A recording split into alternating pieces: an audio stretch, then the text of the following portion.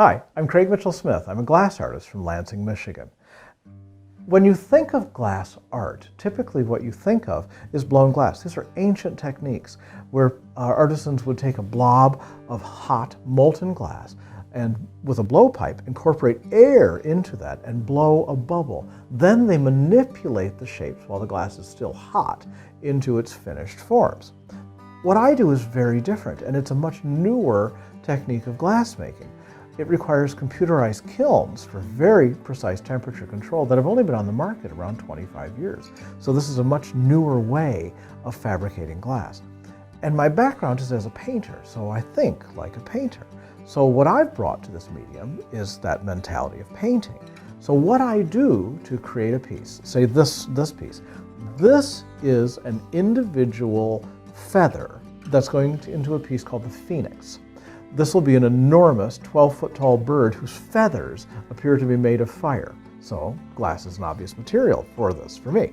So what I do is imagine each one of these feathers as a painting. And I think about what the shapes of the brush strokes would be of each one of those individual components.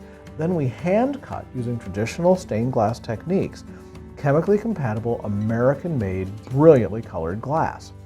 So then we'll take all of these components of glass, which we have pre-cut, and I have kilns, several large kilns in my studio. And I imagine that the floor of the kiln is canvas.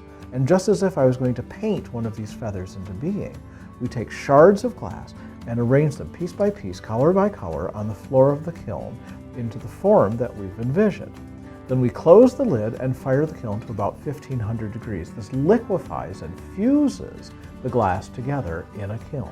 It takes about 24 hours for the glass to be properly heated, annealed, and cooled to the point that we can take out the flat piece of glass. Then the secondary step is slumping or draping, which is a three-dimensional forming of the glass. What we do is imagine the finished shape of the piece of glass with all these waves and wiggles in it, making it look like it's alive.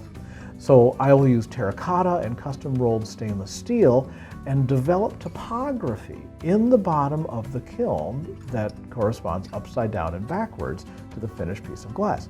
So we'll develop this topography in the kiln, then place the piece of glass, which we've already made, on top of it.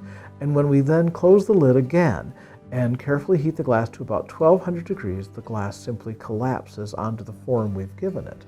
This particular sculpture will have dozens of such components just making the wings on this. I just thought you'd like to know a little bit about what goes into this.